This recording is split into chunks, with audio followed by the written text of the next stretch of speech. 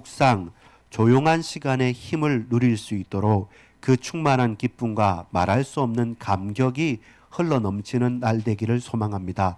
오늘 오후 예배 이 시간에 우리 모든 묵혔던 것들, 억눌렸던 것들, 숨겨졌던 모든 것들이 다 드러나고 가장 조용한 시간에 주님을 잠잠히 바라보는 가운데 그 속에 충만한 힘과 은혜를 맛보아할 수 있도록 주여 우리로 든든하게 하시고 우리로 새롭게 하시고 우리로 주의 길을 달려갈 수 있도록 주님 말씀해 주옵소서.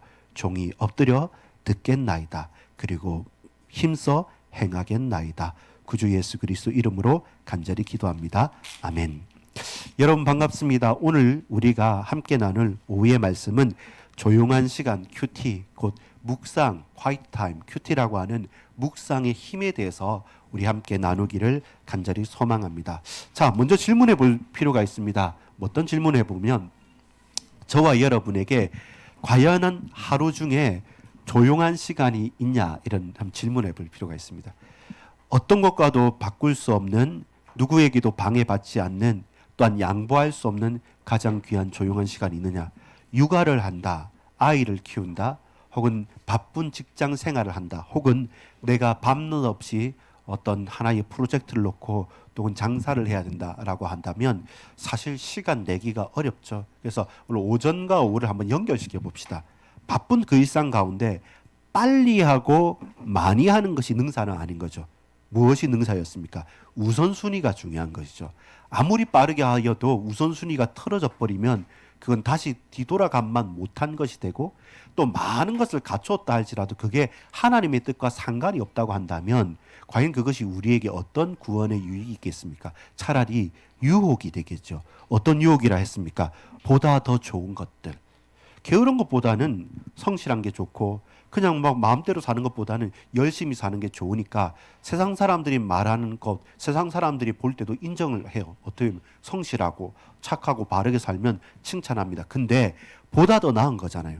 그걸 온전히 넘어서서 우리가 거듭나서 비록 낭비인 것 같고 비록 아닌 것 같아도 주를 위해서 사는 것이라고 한다면 생명도 드리고 내가 포기하고 양보하고 혹은 실패하는 한이 있더라도 주를 위해 살겠습니다라는 것이 유혹에서 벗어나는 삶이지, 조금 더 나은 삶을 추구하는 것은 그건 복음이 아닙니다. 그건 성공학 개론이고 그건 성경이 아닙니다. 그건 자기개발서이죠. 그래서 보다 더 나은 것이 아니라 우리 인생 차원이 달라진, 그때는 죽었지만 지금은 살아있는 그리스도 예수 안에서 거듭난 생명으로서의 우리가 붙들 수 있는 조용한 시간, 묵상의 힘을 저와 여러분 반드시 회복하십시오. 그래야 우리가 살아납니다.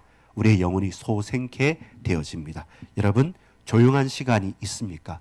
과연 우리에게 조용한 시간이 얼마나 많습니까?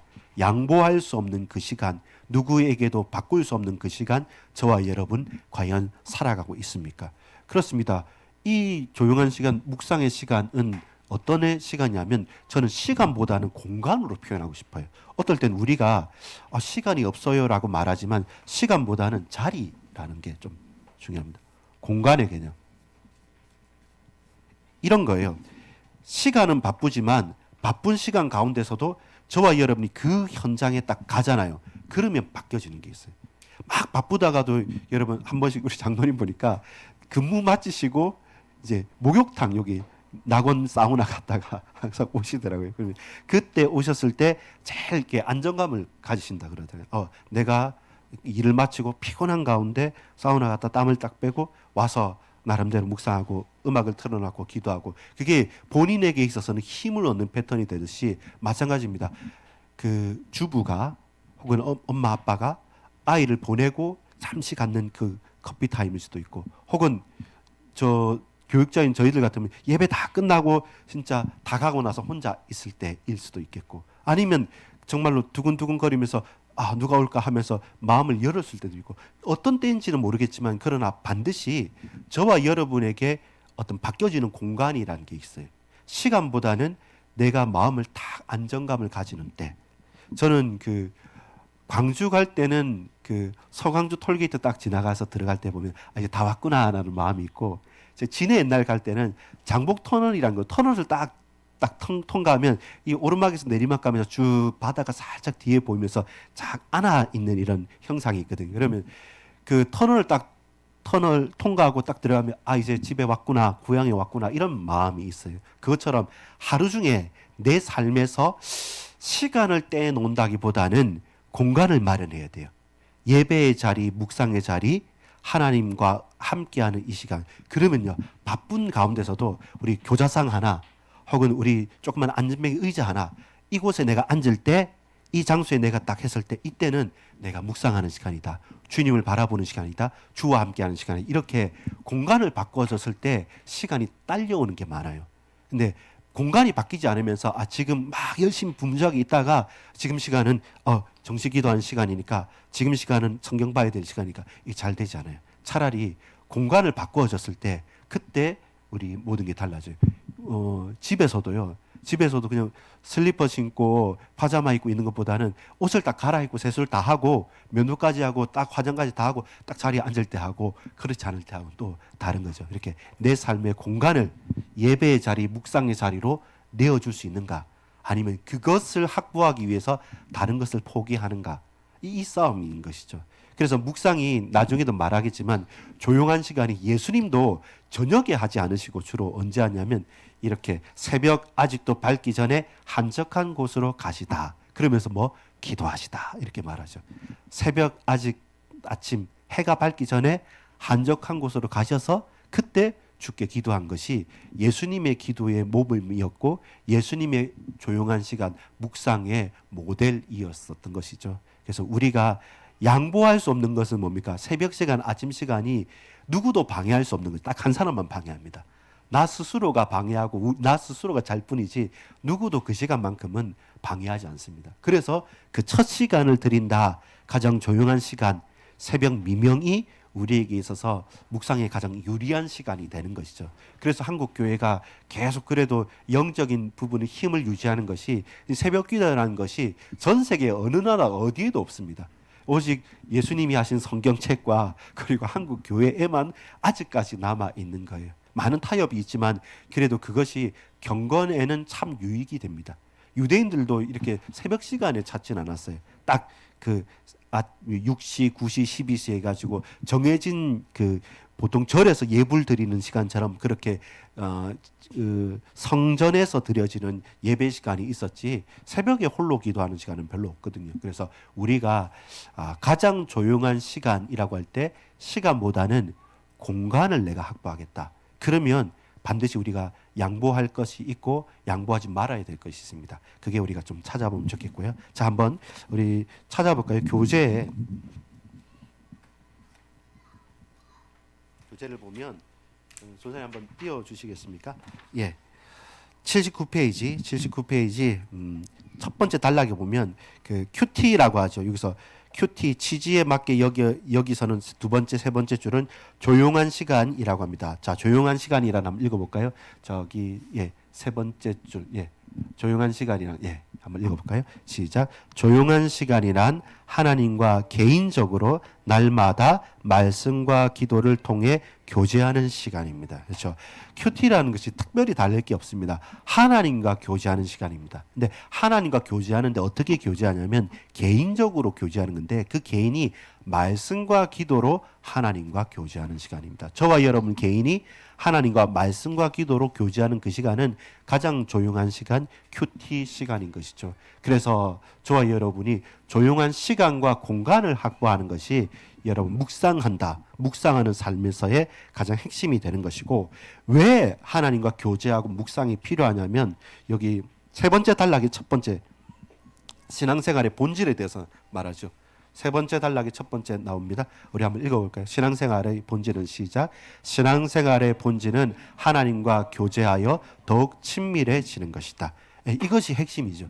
우리가 묵상을 한다, 큐티를 한다는 것은 하나님과 더 교제를 해서 더욱더 친밀해지는 것이지 하나님과 멀어지는 것은 아닙니다. 그래서 묵상을 잘못해가지고 억지로 해가지고 하나님이 싫고 교회를 떠나고 또한 하나님과 멀어지는 것은 우리의 목적과는 다른 것입니다. 그래서 하나님과 어떻게 친밀해질까? 하나님과 어떻게 긴밀하게 은밀한 교제를 할까? 그 가운데서 나라는 사람이 누구도 보지 않고 누구의 의식하지도 않고 지금 이곳에서는 의식을 할 수밖에 없습니다. 의식하지 않고 나의 개인적인 교제로서 하나님과 소통할 수 있을까? 하나님과 통할 수 있을까? 기도가 저번에 독백이 아니라 대화를 한 것처럼 우리 이 대화가 더욱더 친밀해져서 아주 은밀하고 내밀하게 하나님과 주고받고 할 수 있는 내 영혼의 모든 찌꺼기들을 정화시키는 시간들. 잠이란 게 그런 거예요. 여러분 뭐 저희가 잘 모르지만 근육 운동을 해도 운동할 때가 아니라 쉴 때 성장하는 것처럼 저와 여러분 막 하루 종일 막 여러 가지 일을 하지 않습니까? 결국은 우리가 완전하게 클리어하게 깨끗하여지고 힘을 얻는 것은 뭐냐면 많이 할 때가 아니라 그걸 딱 내려놓고 멈출 때 많은 것들이 정리가 되어집니다. 자, 우리 본론입니다. 자, 묵상이라고 했을 때는 우리가 할 수 있는 행위는 뭐냐면 이런 겁니다. 매일 말씀과 기도로 하나님과 사귈 준비를 했나요? 이렇게 생각합니다.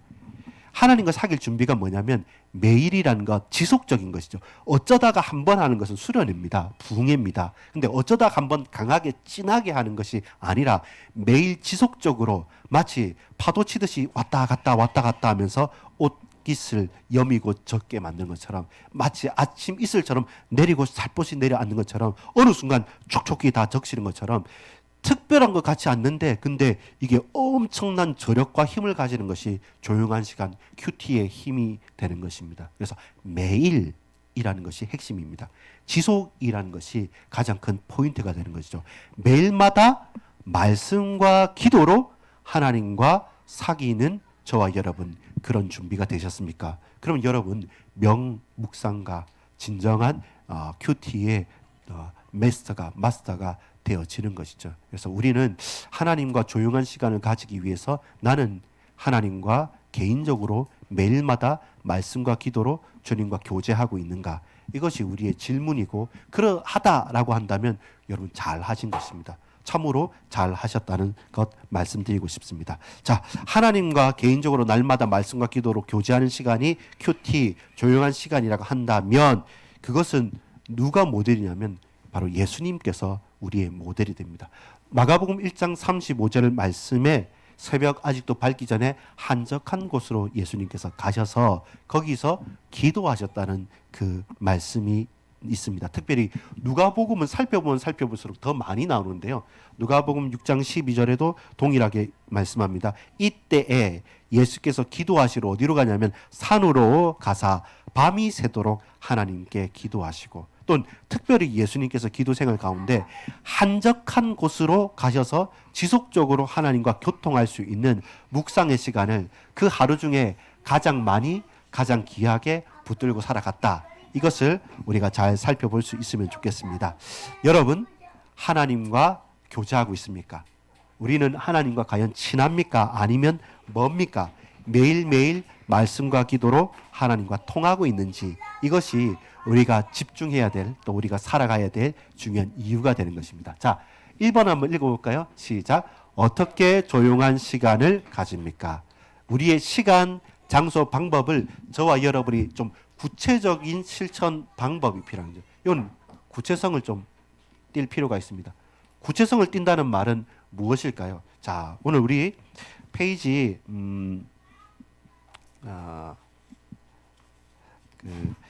80페이지 보면 조용한 시간을 어떻게 가지느냐 할 때 이제 성경 본문에 대한 묵상인데요. 이거 가운데 저 밑에 1번, 2번, 3번 있죠. 1번 시간대로는 한번 읽어볼까요? 1번 시작. 시간대로는 이른 아침이 가장 좋습니다. 2번 시작. 안정된 분위기가 될 때까지 잠시 기다립니다. 이건 멈춤이죠. 성경의 모든 기다림이란 것은 기도를 동반한 멈춤입니다. 세 번째입니다. 오늘 묵상하도록 지정한 성경 본문을 읽습니다. 이제 지정한 본문이 있지 않으면 우리가 막 아무거나 이렇게 왔다 갔다 하게 되고 뭐 읽을까 찾다가 우리의 마음과 생각이 막 이렇게 안정되지 않고 혼란스럽게 되는 것이죠. 4번입니다. 시작. 본문이 오늘 나에게 무엇을 말하는지 조용히 생각합니다. 5번째입니다. 묵상한 내용을 다음과 같은 순서로 기록합니다. 기록이라는 것이 중요한 것이 뭐냐면 내가 확인할 수 있죠. 그래, 그 기록이 연결되어져서 어디까지 가야 되냐면 적용하기 위해서 그래요. 이 말씀을 기록하다 보면 내 삶이 정리가 되고 나는 어떻게 살아야 될지 나의 삶과 딱 맞아떨어지는 적용점까지 가게 되는 것입니다. 그래서 이 시간과 장소와 방법과 실천이 구체성을 띠는 것. 그럼 그 구체성이란 게 뭐죠? 여러분, 묵상 시간 돼서 내가 무슨 말씀을 묵상하지?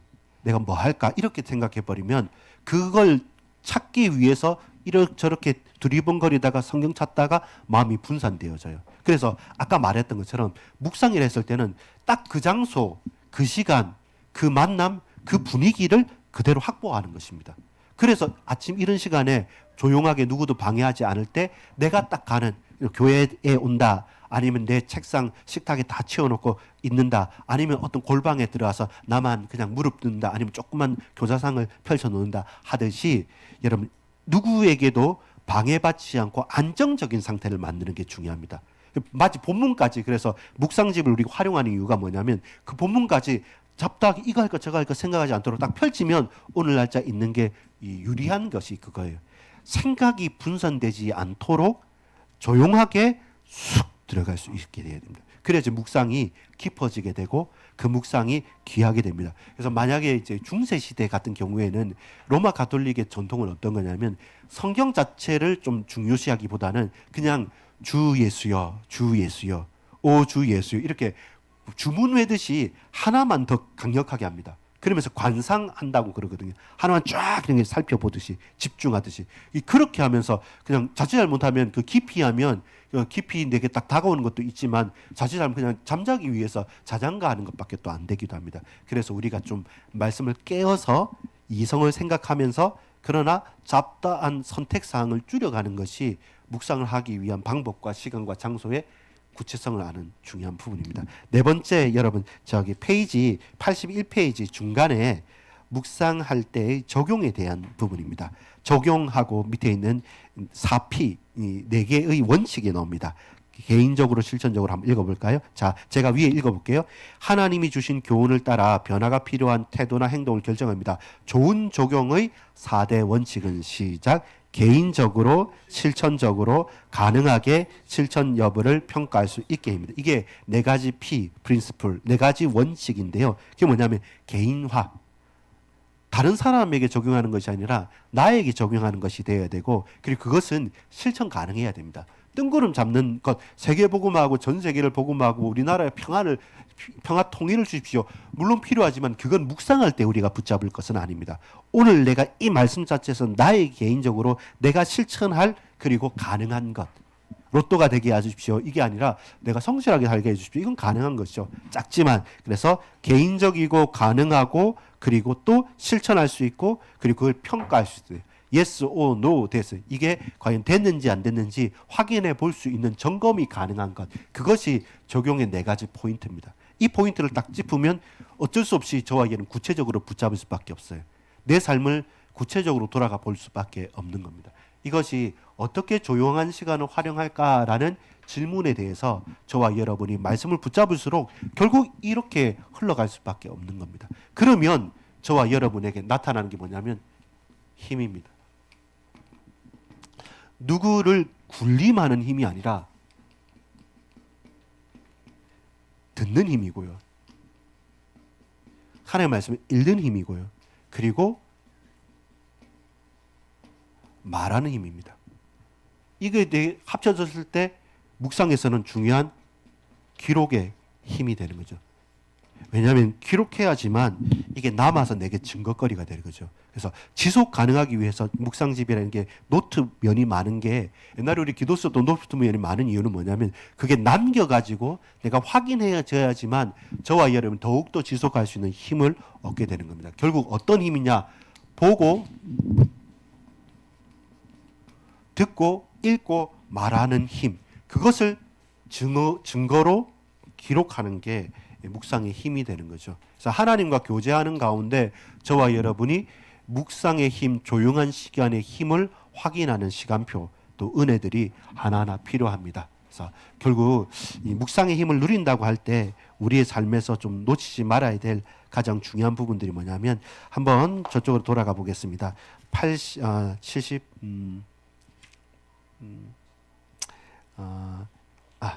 예.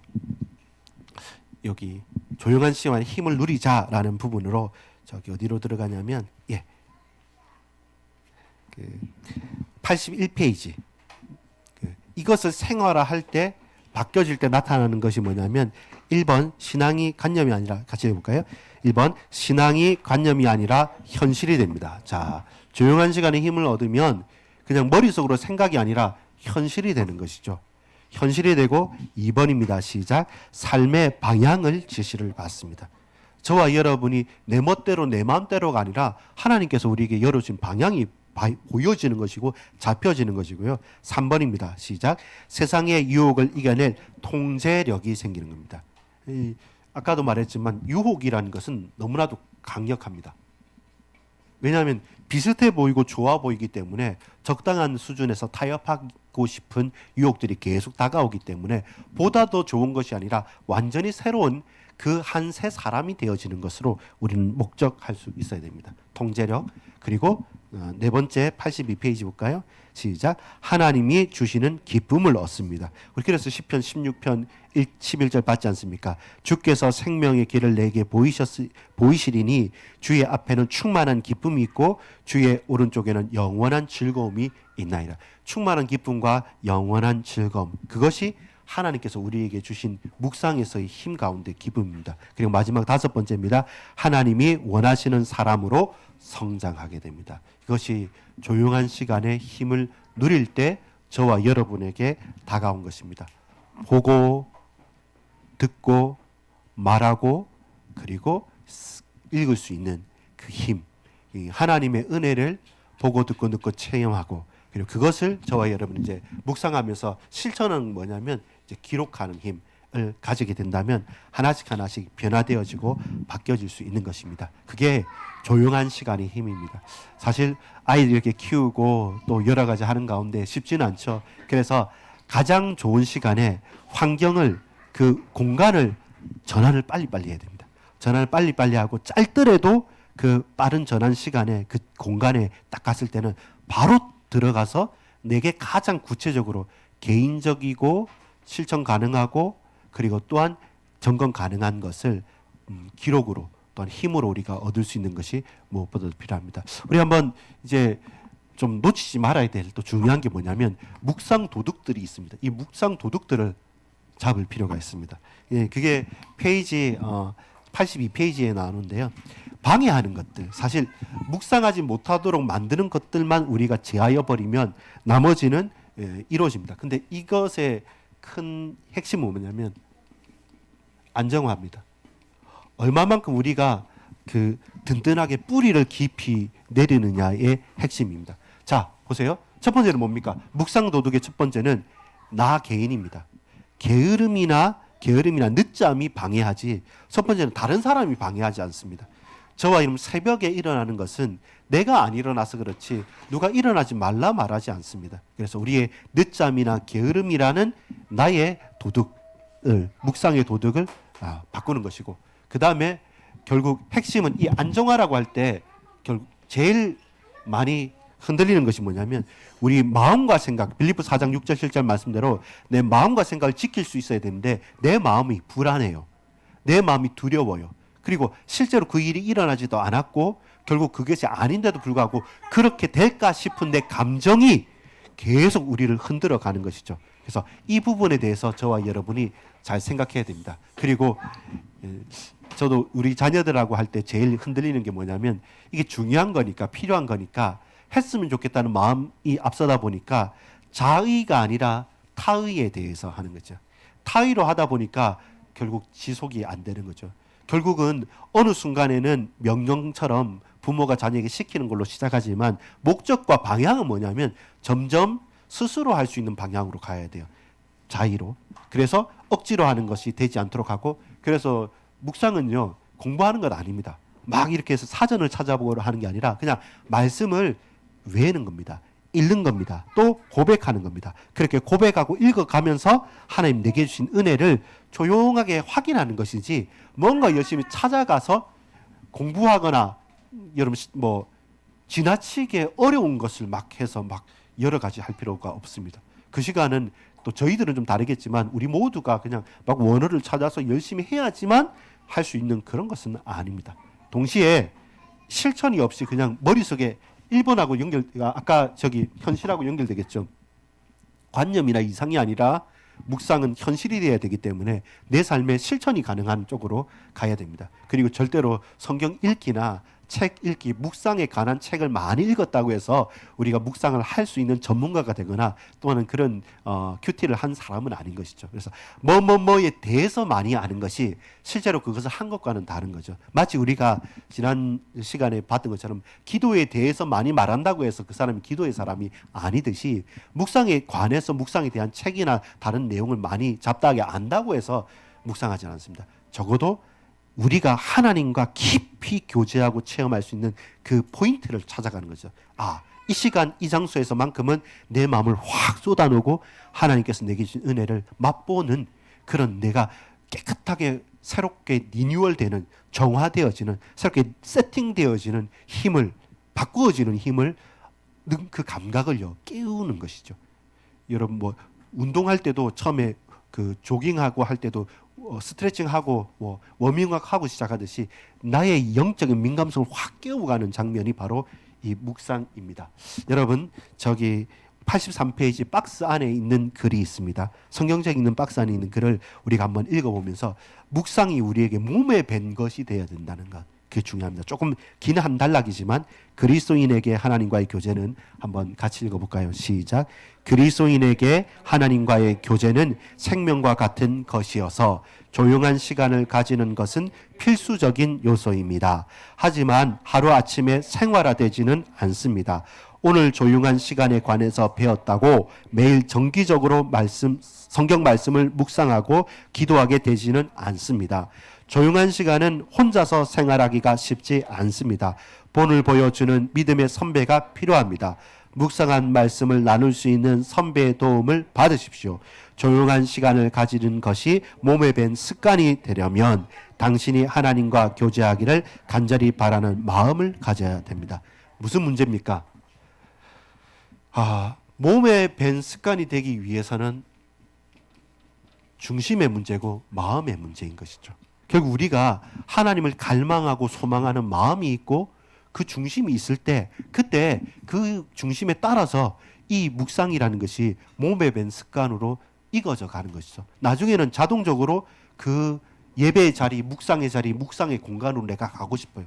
몸이 찌뿌둥하면 여러분 아랫목을 찾듯이 내가 뭔가 혼란스러울 때 다른 것을 탁 던져버리고 펼쳐버리고 다 옆으로 밀어놓고 하나님의 때로 주의 은혜의 곳으로 우리가 가게 되는 것이죠. 이렇듯 묵상의 감각, 영적인 민감함을 저와 여러분 잘 아는 것이 무엇보다도 필요합니다.